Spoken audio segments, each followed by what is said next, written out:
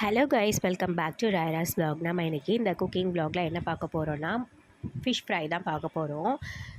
நம்ம எப்படி பண்ணுறதுன்னு பார்த்துடலாமா? இது வந்து எப்படி ஃபஸ்ட்டு பண்ணோன்னா, ஃபஸ்ட்டு தேங்காய், சீரகம், வெங்காயம்லாம் அரைச்சிருப்போம் இல்லையா குழம்புக்காக.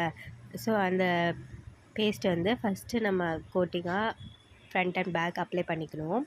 தென் வந்து தேவைக்கு நம்ம வந்து சில்லி பவுடர் ஆட் பண்ணிக்கணும். நீங்கள் குழம்பு மிளகாத்தூள் இருந்திருந்தால் கூட நீங்கள் அதை கூட ஆட் பண்ணிக்கலாம். நான் வந்து ரெட் சில்லி பவுடர் எடுத்திருக்காங்க எங்கள் அம்மா.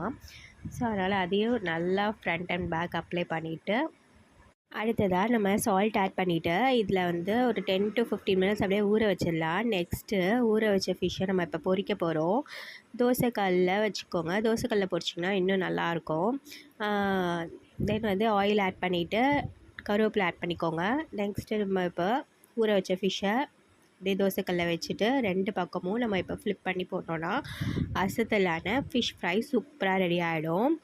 இது வந்து நம்ம வெரைட்டி ரைஸ் சாப்பிட்டா கூட நல்லாயிருக்கும். தென் வந்து ரச சாப்பாடுக்கு சூப்பராக இருக்கும் ஃபிஷ் ஃப்ரை.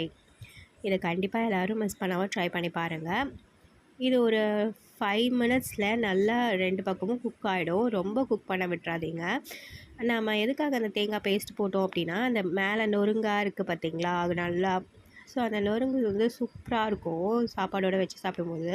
எல்லோரும் கண்டிப்பாக ட்ரை பண்ணி பார்த்துட்டு எனக்கு கமெண்ட் செக்ஷனில் ஃபீட்பேக் சொல்லுங்கள் எப்படி இருக்குன்னு சொல்லிவிட்டு. வீடியோ பிடிச்சிருந்தா ஒரு லைக் பட்டன் தட்டி விட்டுருங்க. Tata bye friends.